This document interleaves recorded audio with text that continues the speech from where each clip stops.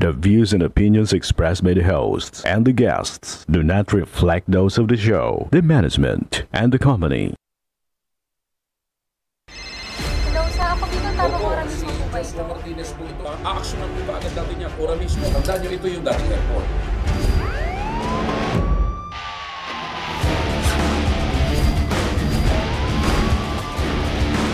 Hoy. Ano namang kayong dalawa pinagchichismisan yung mga marites kayo, ha?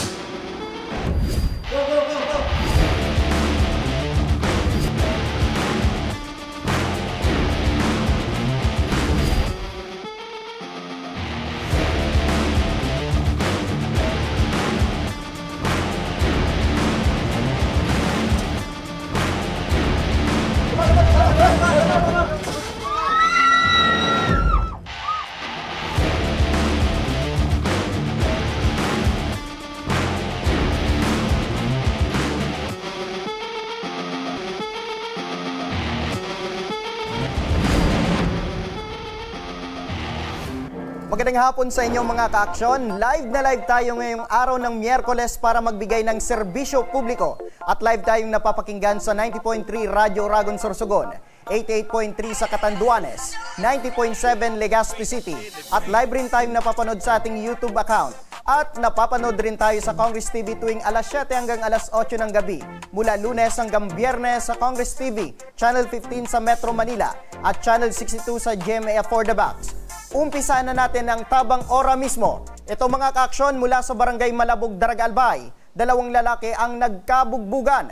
Reklamo ng pamilya ni Roderick Villa dahil sa kaguluhang nangyari ay napukpok daw ng bakal ang ulo ni Roderick na naging sanhi ngayon ng pagkaka-ospital. At para sa reklamong ito, kasama natin ngayon ang mag-ina na sila Ana Villa, kapatid ni Roderick at nanay na si Gina Villa. Magandang hapon po sa inyo, Ana at Nanay Gina. Magandang hapon din po. Opo, ma'am, maaari nyo bang maikwento yung pangyayari, bakit humantong sa pagbugbugan ng dalawa? Nag-umpisa daw po yung away dahil po doon sa isang kapatid po namin. Yung nasa hospital daw po, hindi po talaga kasama sa away nila kasi nagsabi ng suspect sa barangay na hindi daw po yung kapatid kong nasa hospital yung kaaway niya. So ibig sabihin ma'am, hindi talaga itong si Roderick yung kaaway nitong sinasabi niyong si Vicente, kundi yung isa niyong kapatid. Opo. Kailan to nangyari ma'am at bakit saan po ito nangyari? Kailan at saan nangyari ito?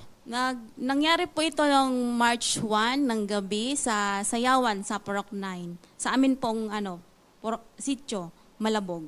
Opo, bakit merong sayawan doon? Anong yung celebration? Federation po yon kang schedule po nila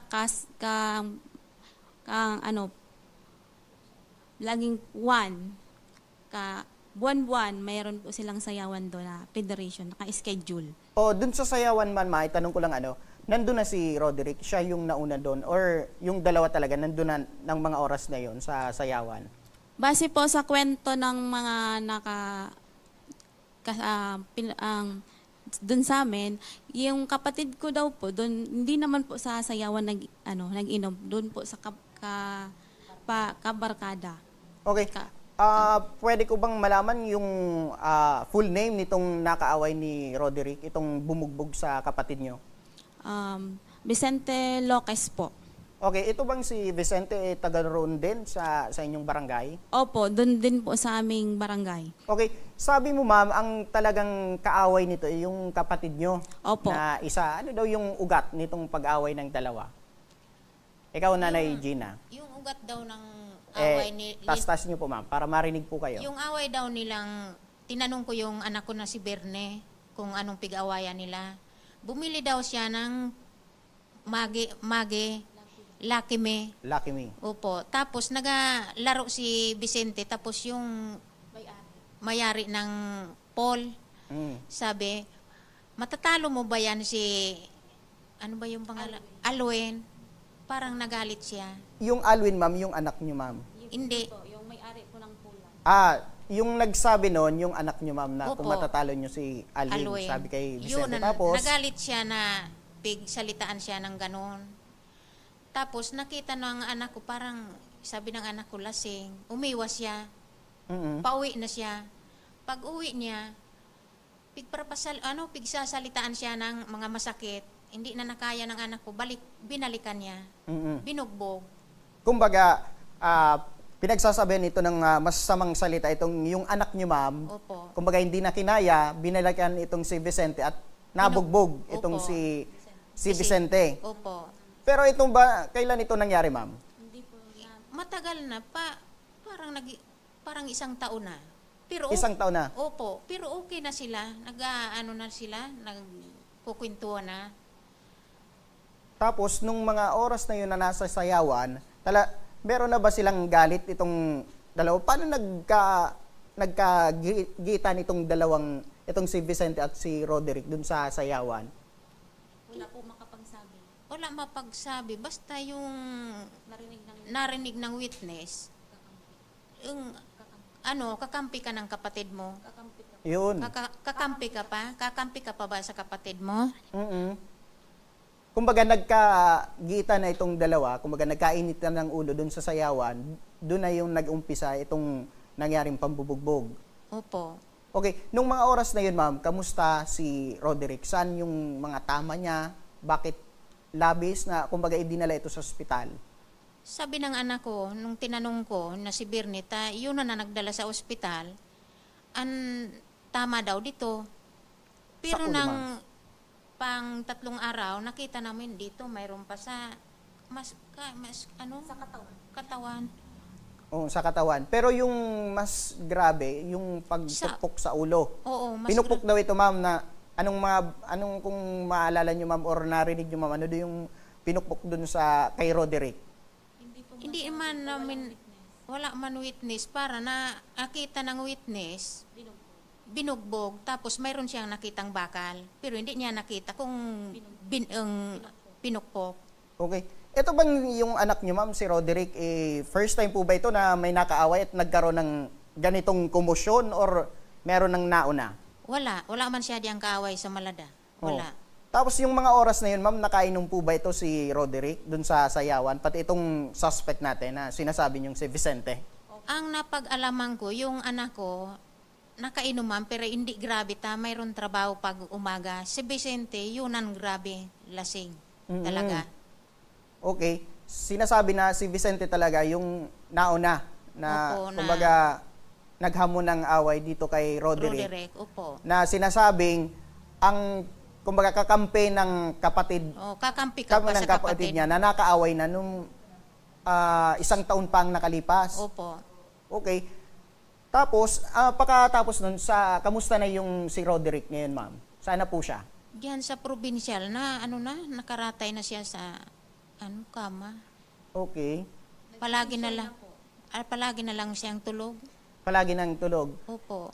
Anong sabi ng doktor, ma'am? Wala pa po kasi yung schedule pa pa ng follow-up check-up nila is yung schedule pa po ng follow-up check-up po nila sabi, ngayon daw po. Kaya nga po sinabihan ko yung asawa na dalhin na ulit sa ospital para matingnan talaga. Okay. Pinagpipilit niya lang po na schedule daw talaga is Miyerkules. Yung dinala po namin sa ospital ng sabi ng kwento ng kapatid namin, pinapauwi po kasi wala pa daw po talaga yung doktor na magtitingin sa kanya. Opo. Kumbaga wala pa kayong, ma'am, resulta kung ano ba talaga yung Meron na pong CT scan. CT scan. Meron na po. Tapos ano daw yung lumalabas sa CT scan? Ay, kumbaga babasahin pa ng doktor kung ano Opo. talaga yung Opo. kalagayan ni Roderick. Opo. Mga ilang araw na siya dun, ma'am, sa ospital? So ngayon po, umpisa nung Lunes po, dinala po namin. Lunes. Opo. So, ibig sabihin, 3 araw na sa ospital ngayon. Opo. Okay, kamusta, ma'am? Meron ng improvement or meron pang... Wala pa po kasi nag-CT scan pa po lang kagabi, tapos ngayon lang po yung result. Ngayon po namin malalaman kung anong gagawin sa kanya, kung madadala pa daw sa gamot or kailangan ng operahan. Okay. So, pero ngayon, ma'am, nakakausap niyo si Roderick? Hindi na po siya nakakapagsalita. Mag-umpisa po ng linggo po nakakapagsalita pa siya. Kasi natanong pa po siya sa barangay.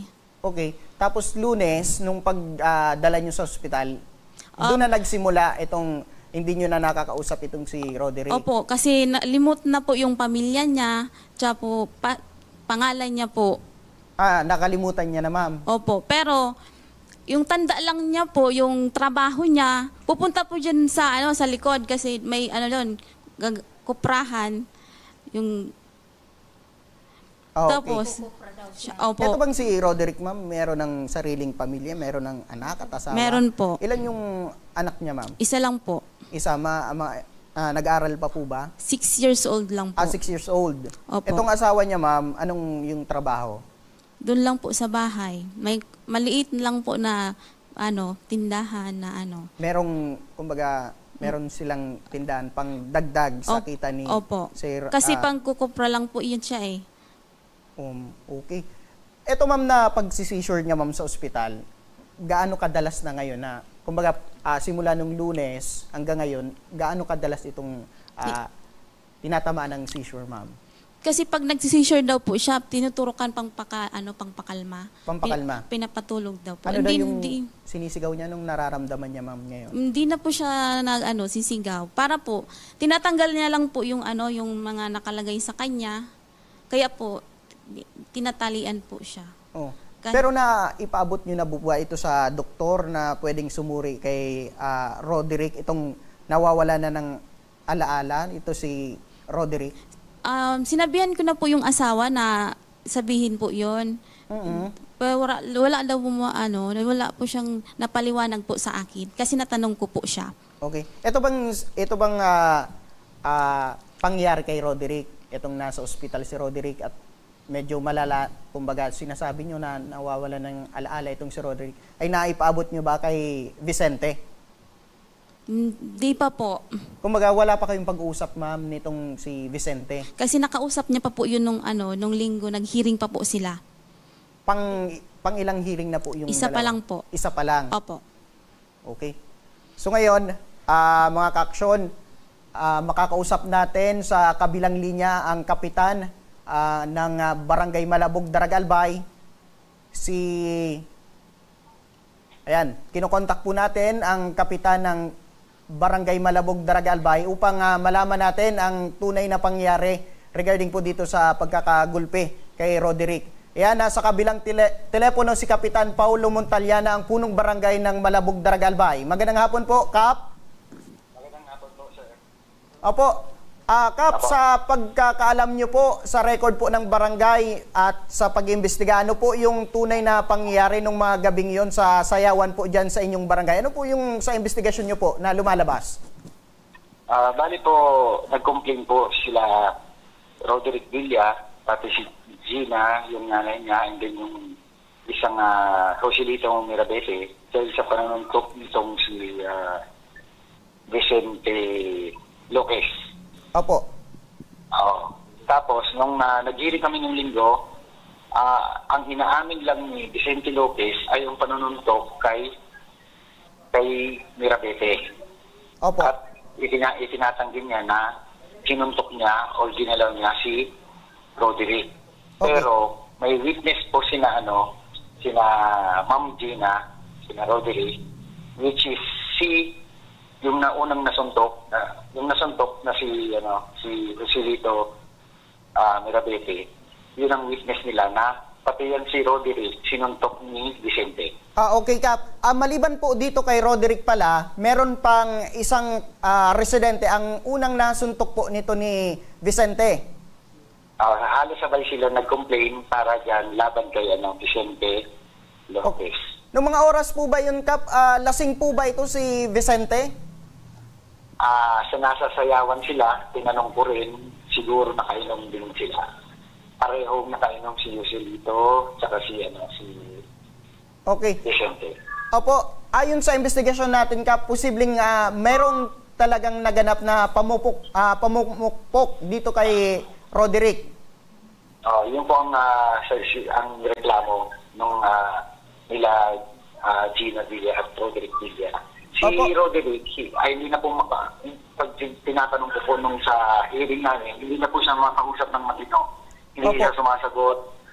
Pero nakakalakad pa siya noon. Kaya nung dinala siya sa hospital, pagkatapos ng hearing, sinabihan po si Nanay Gina, nabantayan si Roderick kasi baka may nagka-diferensya na sa naalog yung utak o kung ano man. Yung pala dinala niya dyan sa hospital. Opo. And then, sinabihan ko yung kapatid na magdiretso na sa pulis para ireklamo si Vicente Lopez. Opo. Ito po ba, Kap, na ginamit sa pamumukpok ay identify na po ba kung kahoy or bakal? Ang sinasabi nila dun sa salaysay nila, bakal. Bakal daw po. Bakal. Opo. So ngayon, Kap, sinabi na nagkaroon ng pag-uusap na daw po itong dalawang panig, itong si Roderick at Vicente. Kamusta po, Kap, yung unang pag-uusap po, Kap? Well, may second hearing po kami kasi hindi inaako o inaamin ni Vicente na ginalaw niya or sinuntok niya si Roderick. Ang inaamin lang ni Vicente ay yung sinuntok niya si Joselito Mirabese. Opo. Sila po nagkaayos na at babayaran niya yung danyos na hinihingi ni Joselito. Pero dito kay nanay, kasama yung mga CT scan, papabayaran sana kay Vicente. Hindi inaamin ni Vicente. Okay. May witness daw siya na hindi niya ginalaw. Kaya sabi ko, dalhin mo sa next hearing yung witness mo na hindi mo yan ginalaw. Opo. Matanong ko lang po, Kap, ito bang si Vicente ay meron maliban dito sa record na ito, meron pa po bang ibang nakaalitan o ibang record po maliban po dyan? Sa salaysay nila, si Joselito at Vicente meron ng history ng alitan na hindi naman nila pinarecord. Okay. Pero nagsabi sila, meron na sila dati, nagkasundukan na sila dati. Opo. Maraming salamat po, Kap, sa pagbibigay po ng oras po sa amin para kumbaga nalinawan po ang ating tagapanood at ito syempre yung pamilya regarding po dito sa nangyari. Maraming salamat po, Kap. Okay, sir. At ito mga ka-aksyon, para sa legal na aksyon, makakausap natin ngayon si Police Lieutenant Colonel Edgar Azotea, ang hepe ng Daraga Municipal Police Station. Magandang hapon po, sir. Hello Sir Nomer, good afternoon po. Opo. Sir, ito po bang insidente ay Sir, medyo mahina po ang dating mo sa akin, sir. Opo. Sir, ito po bang insidente ay na-report na po ba sa inyong tanggapan and kamusta po yung naging action po ng PNP? Sir, ganito po sir, the incident po nangyari ito noong March 1. Opo. Nang March 1 po ito sir nangyari sa Purok, sa more or less mga 10 p.m. ng alas sa Purok 9 po ng Barangay Malabog. Then ito po ay recorded sa barangay. Subalit po, ito pong nangyaring ini, dahil man po ini na-report sa barangay, kahapon lang sa PNP. Kahapon lang po nagdigdi si Mr. Bernie Villa, ang kapatid po ng biktima. Opo.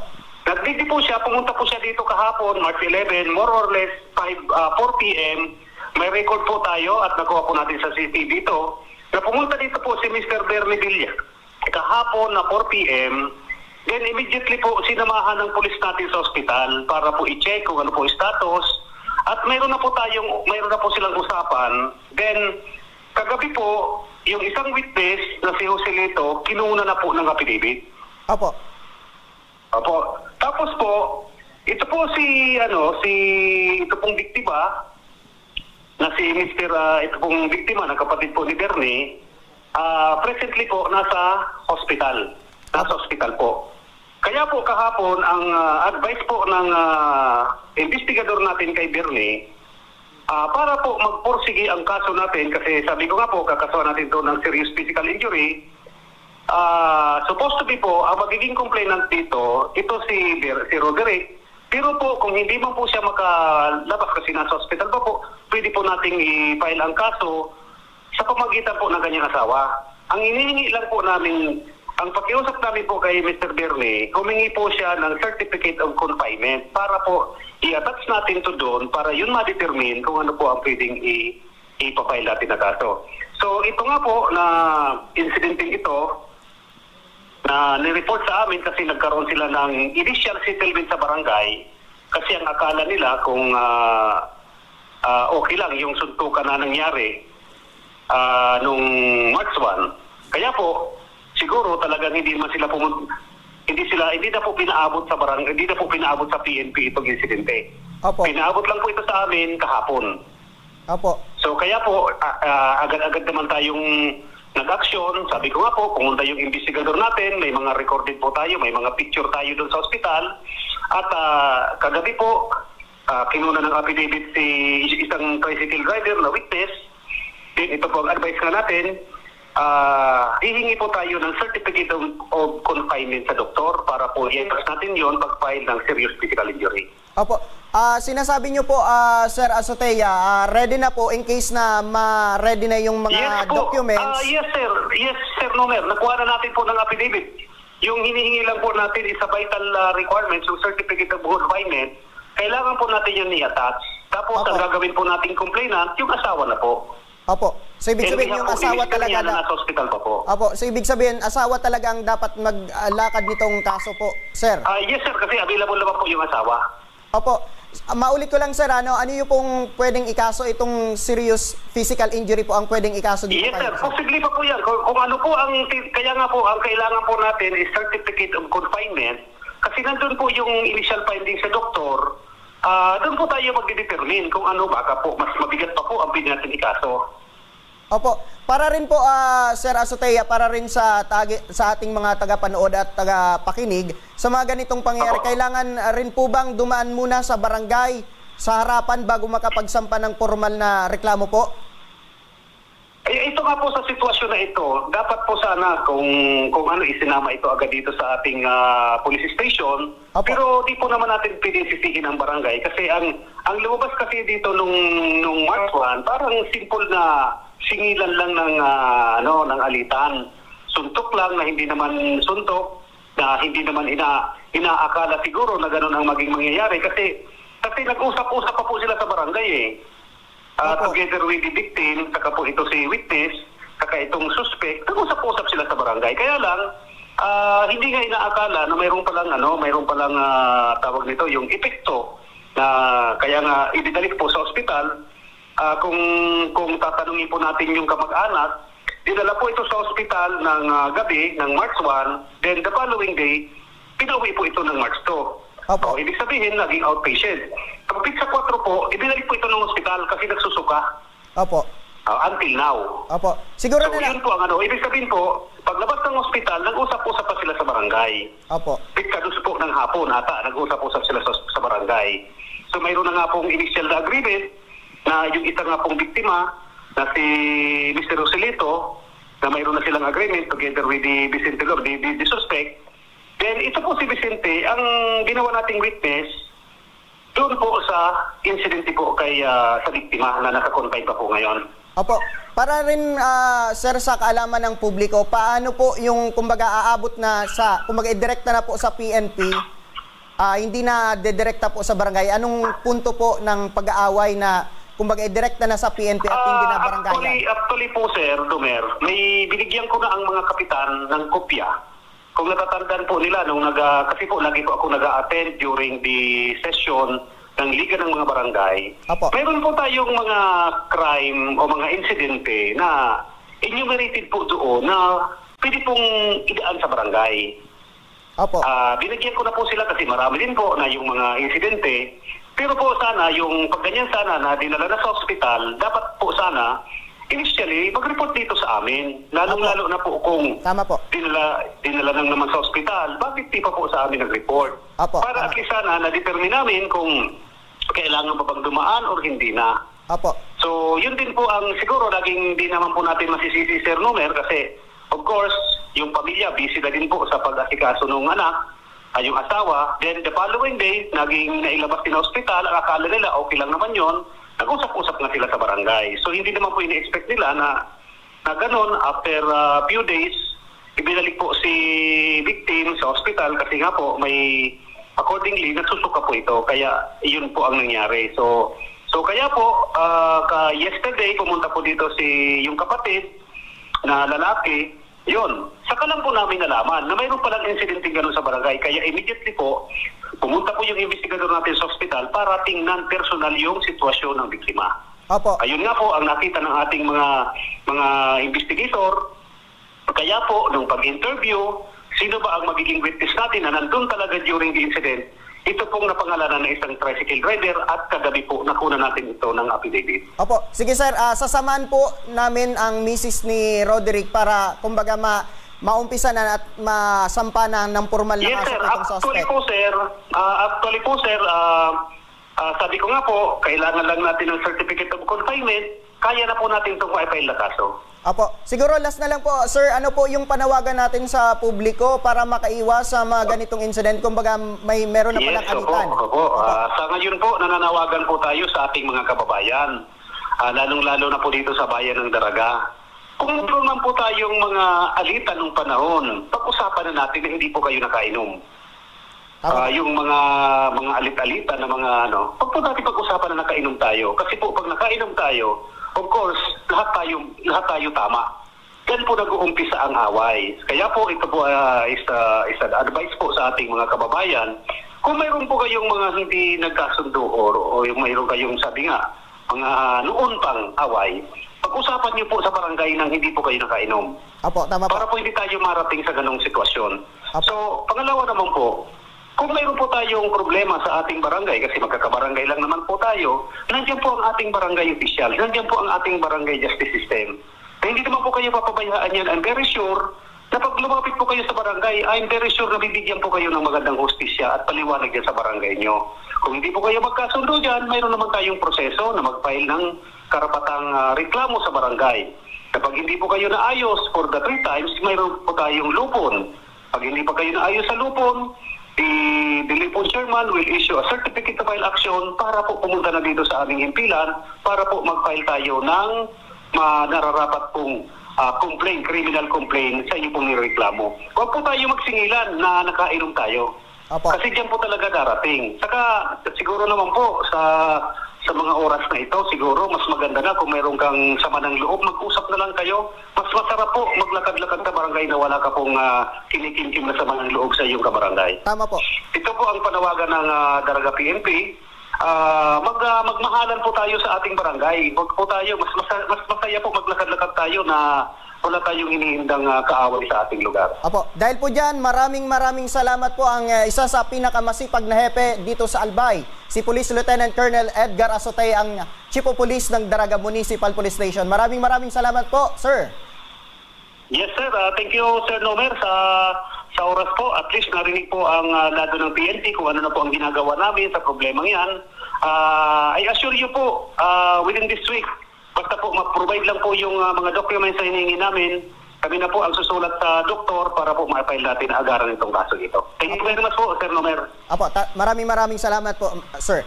Eto, balikan natin si Ma'am Ana at Ma'am Gina. Ma'am Gina, ano po yung masasabi nyo, ma'am, na pwedeng ikaso dito kay Vicente is serious physical injury? Ano po yung mensahe natin dito kay Vicente?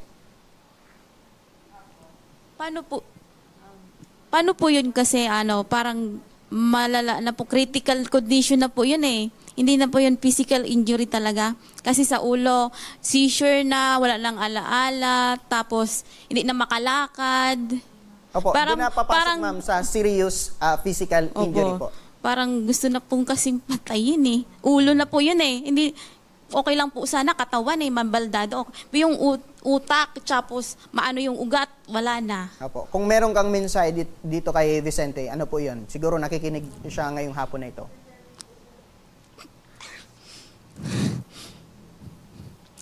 Sana po makatulog pa siya sa ginawa niya sa kapatid namin. Awag-awa na po kami. Hindi po namin kayang tingnan. Wala pong kasalanan yung kapatid namin. Kung ano man po yung kasalanan niya, hindi niya po yun deserve na ginawa niya. Ang laki po ng katawan niya, ang liit po ng katawan ng kapatid ko. Okay, si Nanay mukhang merong gustong sabihin. Nay, ano po yung mensahe natin dito kay Vicente? Hindi na, kasi makapagsalita. Ang anak ko sa ospital, hindi ko na makita. Parang ayaw ko na makita ang anak ko. Hindi ko pinupuntahan. Sabi ko, mamamatay na siguro ako pang mauna. Okay. So yan mga kaksyon, wag po kayong mag-alala, Nanay Gina at Ana. Sasamahan po namin kayo para masiguro po na maisampa po itong kaso laban dito kay Vicente. Opo. Maraming salamat po. So ayan. At sa pagbabalik ng Tabang Ora mismo, isang lalaki sa Pilik, Camarines Sur na natangayan umano ng mahigit 700,000 pesos ng kanyang kinakasama. Ang buong reklamo, abangan. Kaya huwag kayong bibitaw at magbabalik pa ang Tabang Ora mismo.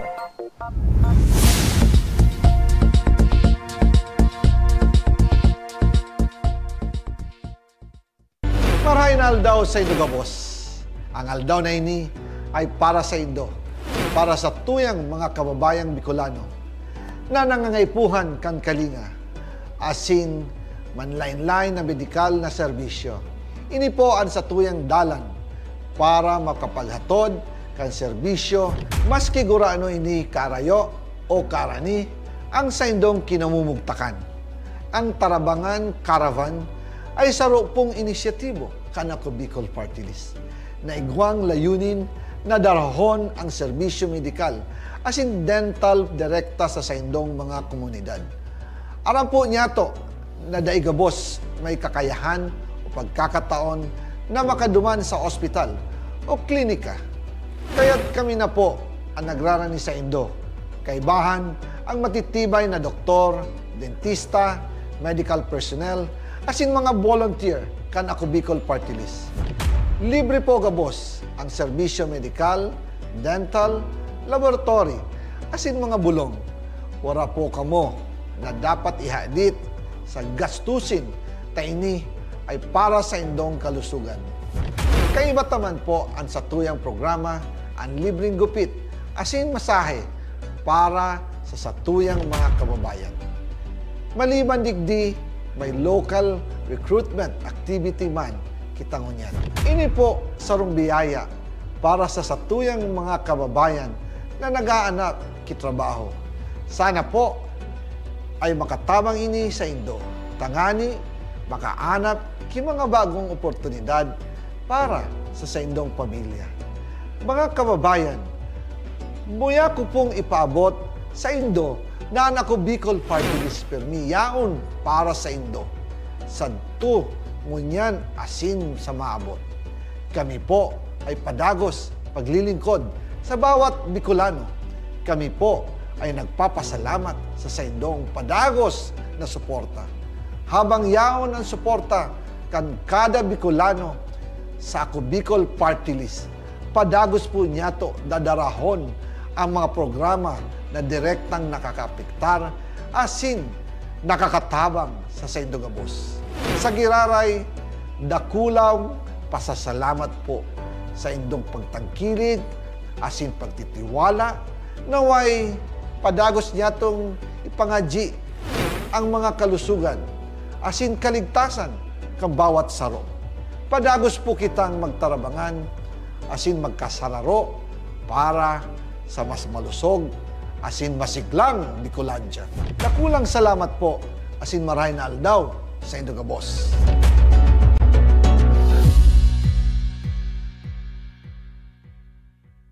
Jericho Rosales po, Bicolano. Ngunyan takaypuan, kitabang at kasurog sa edukasyon, sa kalusugan, at kabuhayan sa panahon ning sakuna. Ang ako Bicol, katabang at kasurugta sa pagtaoki scholarship sa mga aking nanangangaypuan. Katabang at kasurugta sa kalusugan, kasurog sa pagpasar ni Eddie Garcia Lo. Bilang ermano ng bawat Bicolano, ang muya kong party list may plano. Kaya ang suporta ko sa ako Bicol.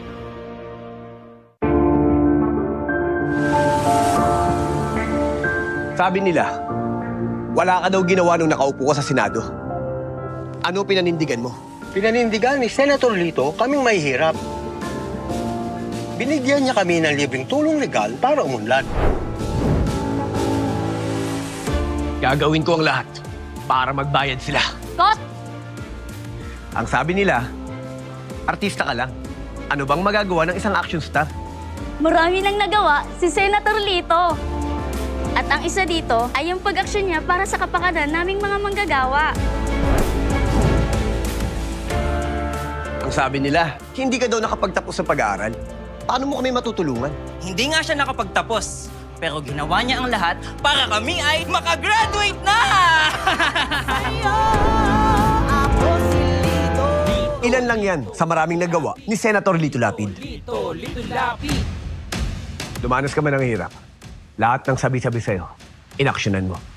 Kung ako'y nakaahon, kaya nyo rin. Kaya natin lahat lumaban at umunlad. Tatak Lingkod Lapid, Supremo ng Senado. Lito Lapid, number 35 sa balota. Lito, Lito, Lito Lapid! Lito, Lito, Lito Lapid! Lito, Lito, Lito Lapid! Daan-daan na po ang mga nakapagtapos at may mga kanya-kanya ng propesyon. Sa kanilang pagpupunyagi, walang masidlan ang kanilang mga ngiti. Yun at sa Gabos, nagpapasalamat po ako sa AKB. Gusto ko lang po magpasalamat sa Ako Bicol sa opportunity na tigtatao po arag po sa kuya na estudyante. Dahil naandyan lang, katuwang lagi, Ako Bicol, katabang na, kasurog pa. Hindi rin nagpahuli sa pagtugon sa mga pangailangan ng ating mga healthcare workers at mga frontliners. Sa simula pa lang nitong pandemya, hanggang sa ngayon, walang humpayang pagtulong. Ay, nagpapasalamat po ako sa pagtaunin tabang hali sa Ako Bicol Party List. Papasalamat kong dakula sa duwang congressman. Tayo nakakatabang sa muya sa gabi. Maaasahan, Ako Bicol, katabang na, kasurog pa. Tucked away in the province of Albay, known for its perfectly shaped Mayon volcano, Misibis Bay Resort, a locally owned 5-hectare private island resort. The resort is ready for all those looking to balance tranquility and adventure. This tropical destination is where guests can either choose to relax under the palm trees or have an adventure under the sun. It features modern and luxurious rooms and villas, recreational facilities, and sophisticated services.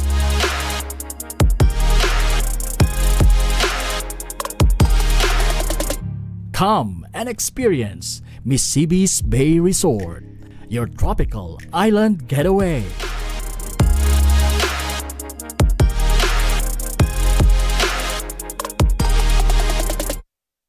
Problema sa tubig, agarang binigyang solusyon. Nagpatayo ng mga solar-powered water supply system sa mga liblib na lugar. Libre, malinis at maaasahang supply ng tubig 24/7. Dakulaon ang pagpapasalamat niya mo. Dahil may ikamalilinwan habang kami nabubuhay. Dakulaon nining tabang para sa gabos na tao digdig. Salamat po. Para sa ating mga kababayang nasa laylayan, Ako Bicol, katabang na, kasurog pa. Libo-libo na ang mga nabigyan ng tulong medikal.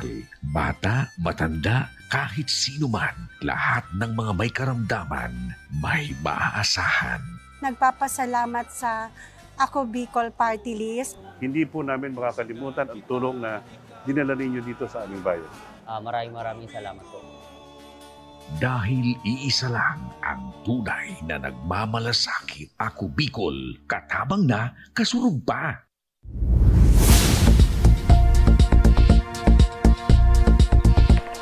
Nagbabalik ang tabang ora mismo. Ito mga kaaksyon mula sa Pili Camarines Sur. Isang lalaki ang inirereklamo ang nakilalang babae sa Iriga City. Hinaing ni Sixto Iglesia. 2 buwan pa lamang daw sila. Itong babaeng nakilala niya ay tinangay na raw sa kanya ang tumataginting na 600,000 pesos. Para sa detalye ng reklamo ito, makakausap natin ngayon sa kabilang linya ng telepono si Sir Sixto. Magandang hapon, sir. Magandang hapon po naman. Opo, maaari nyo bang maikwento sa amin paano nangyari na natangayan ka po ng inyong nakilalang babae ng halos 600,000 pesos? Ang pakiusap niya po sa akin, sir, pahiramin ko daw siya ng pera pang show money dahil pupunta siyang Paris. Bali, i-deposito niya lang daw sa bank account niya sa BDO at para i-show money niya. Pagkatapos ng hanggang ngayon, nagtatago siya sa akin. Hindi ko na makontak. Opo. Sir, may tanong ko lang, ano daw yung gagawin niya dun sa Paris? Siya ay mag-abroad sa Paris. Opo, magtatrabaho dun, sir, or magbabakasyon lang? Magtatrabaho daw po. Okay. Ano yung trabaho nito nung pagkakakilala mo dito sa babae, sir? Sabi, domestic helper daw sa Paris. May employer na daw siya doon at yung kakilala niya, kinukuha siya. Okay.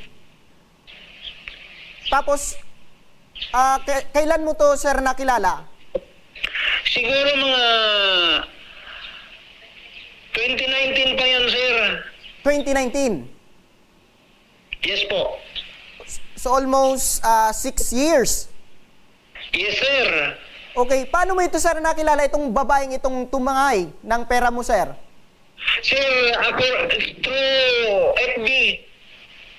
Nagkakilala kami sa FB dahil nga magkababayan kami, naging kaibigan hanggat sa nag-meet kami, umiram sa akin ng pera. Kumbaga naging nag-chat-chat kayo sa Facebook at nahulog na yung loob mo dito sa babae. Opo. Opo, ito bang 600,000 pesos, isang bagsakan po ba itong binigay mo sa kanya, sir? Hindi po. Mga ilang beses. Kasi sabi, nakahulog na ako ng ganyan sa account niya sa BDO. Tapos, kulang pa niya. Kaya hanggang umabot ng ganyang halaga. Okay.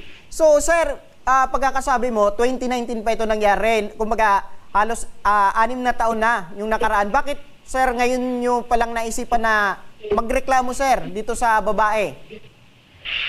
Sir, hinanap ko na yan. Nagsaliksik na ako. Pinuntahan ko yung mga kamag-anak niya, kinuntak ko na yung mga kapatid. Hanggang yung kapatid niya dito yung nanay niya dito sa Ocampo, pinuntahan ko. Nakausap ko. Pero ang sabi niya, hindi man daw nila alam kung nasaan yung anak nila. Okay, kumbaga, posibilidad na tinatago na itong anak nila, sir? Yes po. Opo. Sa pagkakala mo, sir, ano po yung pangalan nitong babaeng tumangay ng pera niyo, sir? Ano yung full name? Ang pangalan niya, Jeneline Bantayan Orsini alias Bikbik. Alias Bikbik. Nung kayo pa, sir, ano yung tawag mo sa kanya? Bikbik. Bikbik. Ganun lang, sir? Yes, sir. Walang baby? Wala po. Okay. Big po. Opo, nung mga oras na yun, sir, na nagkakilala ba kayo, single ka po ba? Single po ako noon, sir. Bakit may pero, sir? Po. Single ka, pero may pero. Bakit, sir? Meron ka bang pamilyang dati? Opo, mayroon akong pamilya dati. Yung una kong asawa. Pero wala na kaming communication. Kumbaga, sir, nung mga nakilala mo itong babaeng ito, si Jeneline, meron ka pang legal na asawa? Mayroon pa po, sir. Pero hindi na kayo nagkakaintindihan, pero kasal po kayo? Tama po, sir. Opo. So, ibig sabihin, lumalabas na naging kabit nyo po ito si Jeneline? Hindi naman po, sir, masabi kasi nagkikita lang kami. Nagkikita lang po kayo? So, magkaibigan lang kayo? Kumbaga ganon? May relasyon kami, sir, pero hindi kami na tumira sa isang bubong. Ganun na nga, sir. Nagkikita lang kami, sir. Kumbaga, friends with benefits. Ganon, sir? Yes, sir. Oo. Kumbaga, bakit, sir, ganon na lang yung tiwala mo sa kanya? Kahit 2 months pa lang kayong magkakilala, binigay mo na yung tiwala mo sa kanya na binigay mo na itong perang, ganito kahalagang pera. Sir, siguro nabudol ako, nahulugan ko na ng loob, kaya hanggang sa makilala ko siya na maya-maya pera ang kailangan niya, nag-distansya na ako sa kanya. Okay. So, ibig sabihin, sir, na-realize mo, sir, sa 2 buwan na pera lang talaga itong habol nito sa'yo, sir? Correct po. Opo. Nung mga oras na yun ba, sir, nung mga araw na yun, nakausap mo po ba itong misis mo? Opo, sir. Sa ngayon, sir, may komunikasyon po ba kayo ngayon dito sa dati mong asawa? Wala na, sir. Pero may anak po kayo sa kanya? Mayroon, sir. Ilan po yung anak nyo, sir, sa kanya? Tapos nasaan na po ba ito? Mabali, may 4 kaming anak. 2008, umalis siya ng Pilipinas hanggang sa nakuha niya yung mga anak namin. Hanggang nagkalabuan na kami kasi ang sabi-sabi, ganon. Kaya hanggang ngayon wala na kaming komunikasyon. Opo. Sa ngayon, sir, meron ka bang bago ng kinakasama? Sa ngayon po, sir, mayroon na. Meron po ba kayong anak? Wala po. Okay. So, ibig sabihin, siguro, pogi nito si sir, ano? Nakatatlo ng babae.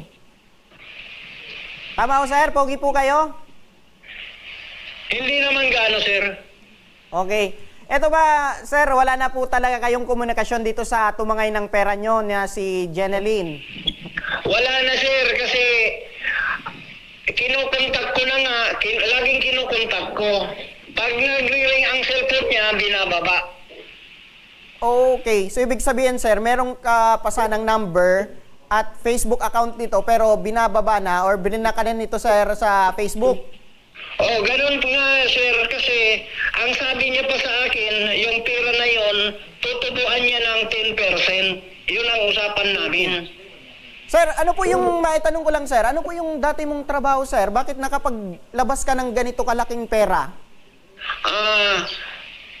Isa po akong retired armed forces. Ngayon po, nung nakakuha ko ng lansam, kasi alam niyang makakakuha ko ng retirement.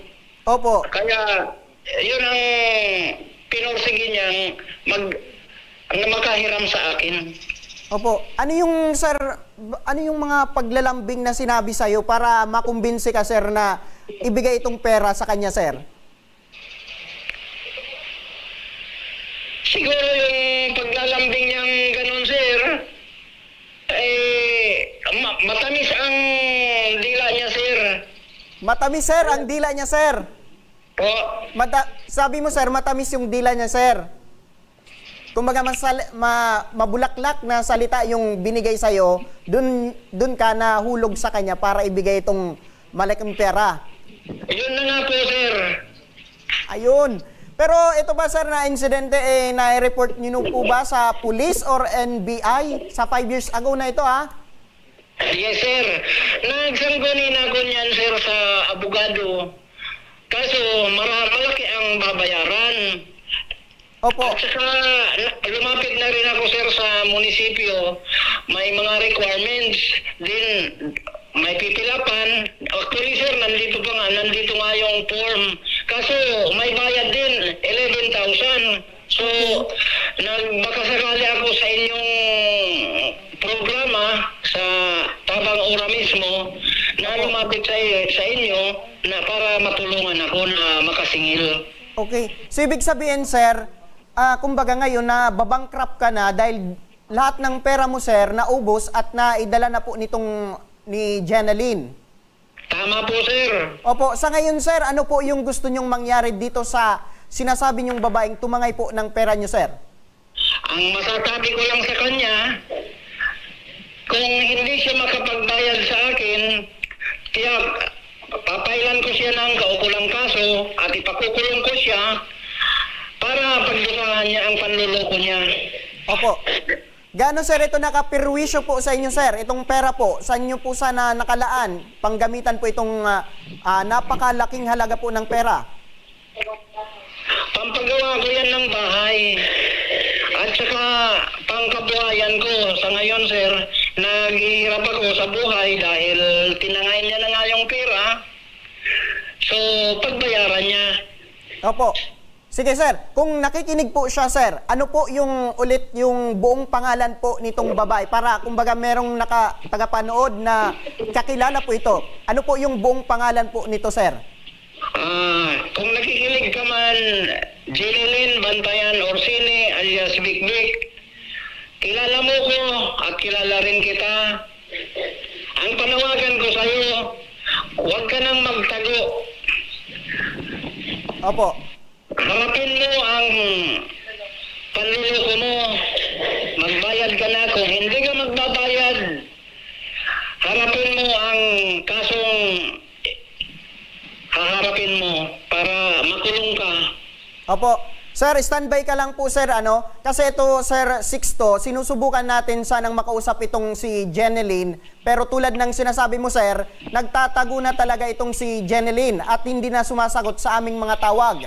Pero kung nakikinig ka ngayon na hapong ito, Jeneline, Bantayan, Orsine, na taga-Iriga City, bukas pa rin ang aming tanggapan upang marinig at alamin ang iyong panig. Baka may makakilala kay Jeneline at concerned sa reklamong ito.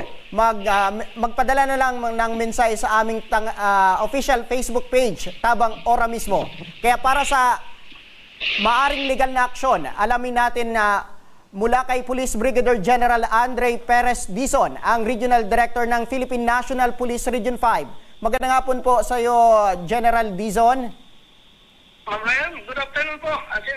Sa lahat ng nakikinig at nanonood sa atin sa programa ngayon. Opo, siguro narinig niyo po yung concern ni Sir Sixto. Sir, 5 years ago na ito. Maaari pa rin po bang makapagsampa ng reklamong, ito po si Sir Sixto, laban dito kay Jeneline na tumangay po ng 600,000 pesos? Tama po yun, ma'am. May karapatan si Sir Sixto na mag-file ng kaso dahil continuous naman ata yung pag-singil niya at hindi na talaga makuhang magbayad ni Jeneline. Kaya pwede niya pong filean sa saan mga piskalya ang suspect. As in, type 1 lang po, ma'am, yung kailangan yung affidavit, mga evidence, kasi yun ang titingnan po ng piskal po, ma'am. Opo, sir, ano po yung pwedeng maisampang kaso laban po dito kay Jeneline? Estafa po, ma'am. Mag-file si Sir Sixto ng estafa case kay Ma'am Jeneline sa hindi pagbayad ng utang po. Opo, para sa kaalaman rin po, RD, ng publiko, ano po ang kasong estafa? Ito po ba ay mabigat na penalidad? Opo, ma'am. Ang estafa po talagang nasa revised penal code natin yan. Dahil may kaparusahan din pong kulong yan, ma'am. At pagmumulta pa siya doon sa nakuha niyang pera, ma'am, na dispalko niyang pera po, ma'am. Opo. Sir, saan po ba dapat siya mag-asikaso nito? Sa Iriga po ba dahil taga-ron daw yung itong babae o sa kanilang lugar sa Pili, Camarines Sur? Kung saan po, ma'am, nangyari yung insidente, doon po sa pinakamalapit na police station, assist siya ng ating police na kuna ng statement at mga ebidensya para yun po ang i-recommenda natin sa piskalya po para mag-file tayo ng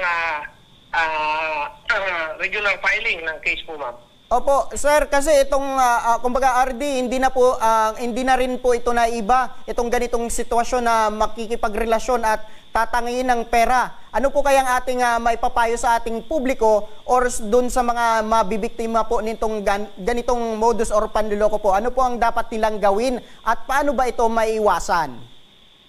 Ang nangyayari po, ma'am, kung may relasyon na magitan, kasama po yun sa pagtitiwala ng kanyang mga personal na gamit at kasama po din yan, ma'am, sa risk na pinasok niya. So kung hindi naman sila nagkaigi, ay parehas po sila may karapatang magsampa ng reklamo sa bawat isa. So ang ating payo po na dapat walang involved na pera sa mga relasyon kasi doon po talaga yan mapupunta kapag sila ay naghiwalay na. At marami pong insidente na ganyan, ma'am.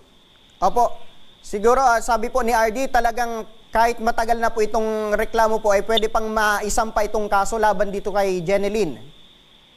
Yun po, ma'am, kasi kailangan lang po ng ating piskalya may makita silang ebidensya na pwedeng i-recommend sa korte po na may pananagutan nga po yung suspect po, ma'am. Bago mag-issue ng warrant of arrest. Apo, dahil po dyan, RD, maraming salamat po.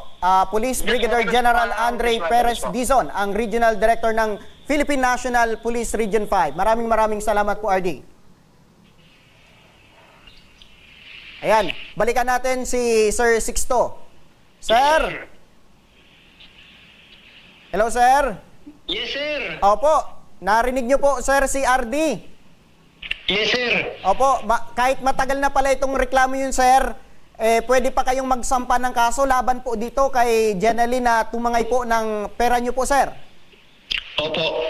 Opo, sir, matanong ko lang, sir, handa ka ba sa magiging proseso na pagdadaanan po ninyo sa pagsampa po ng kaso laban po dito kay Jenaline? Opo, sir. Opo. Maghingi po ako sa inyo ng tulong kasi po wala rin po akong pangbayad sa attorney at saka kailangan ko nang mag-assist sa akin kung saan ko yan ipapile. Opo, tama po, sir. Opo, wag po kayong mag-alala, sir, kasi mamaya kakausapin ka ng team para maibigay sa iyo yung mga hakbang at masamahan po namin kayo sa pag-file po ng reklamo niya laban dito kay Jenaline po, sir. Yes, sir. Opo. At kumbaga, hiniling po namin na kung makuha mo na itong pera mong tinangay po ni Jenaline. Opo, sir. Opo. Meron ka bang mensahe po, sir? Sa ngayon, sir, yun lang muna at hangad ko po ang hinahangad ko sa inyong tulong para malocate yung tao na yan, sir, na nagtatago na sa akin. Opo. Opo. Sige po, sir. Huwag po kayong mag-alala kasi tutulong po ang aming programa sa inyong hinanaing. Opo, sir. Sir, additional, kasi pag may nagko-contact sa kanya, sa cellphone niya, binababa niya. Kaya hindi ko ma-locate kung saan siya nakatira na ngayon, saan siya nagtatago, ganun, sir. Sige, sir. Huwag po kayong mag-alala kasi tutulong po ang NBI at PNP para ma-locate po itong kung saan po naroroon itong si Jenaline. Ay, salamat, sir. Apo. Sige, sir. Maraming salamat po, sir, sa pagpapaabot po ng iyong hinaing laban po dito sa babaeng tumangay ng 600,000 pesos niyo po, sir. Yes, sir. Apo. At yan mga natungayan nating mga reklamo at hinaingay ngayong hapon at ora mismo rin nating binigyan ng tugon. At para sa mga nagnanais na humingi ng tulong sa aming programa, panoorin po natin ito. Sa may mga problemang legal at medikal na nais humingi ng tulong sa ating programa, maaari po kayong magsadya sa aming tanggapan sa ground floor Embarcadero de Legazpi, Victory Village, Legazpi City. Bukas po ang aming tanggapan mula Lunes hanggang Sabado, alas 8 ng umaga hanggang alas 5 ng hapon. Sa mga nasa Metro Manila naman po at kalapit na lugar, maaari po kayong humingi ng tulong sa Action Call Center sa North Wing ng Batasang Pambansa. Magpunta lamang po kayo tuwing araw ng Lunes alas 8 ng umaga hanggang alauna ng hapon. Para naman sa mga taga Caloocan City, bukas na rin ang ating Action Cost Center sa Barangay 175, Multipurpose Hall, Caloocan City tuwing Miyerkules, mula alas 10 ng umaga hanggang alas 12 ng tanghali mga ka-aksyon. Maaari na rin po kayong magtungo sa Tabang Ora mismo Satellite Office sa Camarines Norte sa Provincial Capitol Building, Barangay 3, Daet, Camarines Norte. At para naman sa mga taga Camarines Sur, maaari na rin kayong dumulog sa Zone 2, Tagungtong, Goa, Camarines Sur. Bukas po ang aming tanggapan mula Lunes hanggang Biyernes, alas 8 ng umaga hanggang alas 4 ng hapon. Maaari din kayo magpadala ng mensahe sa aming official Facebook page na Tabang Ora mismo. Kahit anong reklamo ay amin pong tinatanggap. Huwag niyo rin pong kalimutang i-follow ang aming mga official social media account sa aming Facebook account, YouTube at TikTok account, Tabang Ora mismo. At mga ka-aksyon, hanggang bukas, sama-sama pa rin nating aksyonan ang mga problemang medikal at legal. Ito ang programang may paninindigan, tutugon sa inyong pangangailangan. Ako, si Nomer Corporal, at ito ang Tabang Ora mismo. Action ko sa mga nangangailangan, action ko lahat ay dadamayan. Noon at ngayon tayo'y sinamahan, action ko patuloy na magsisilbi. Action ko sa mga nangangailangan, action ko lahat ay dadamayan.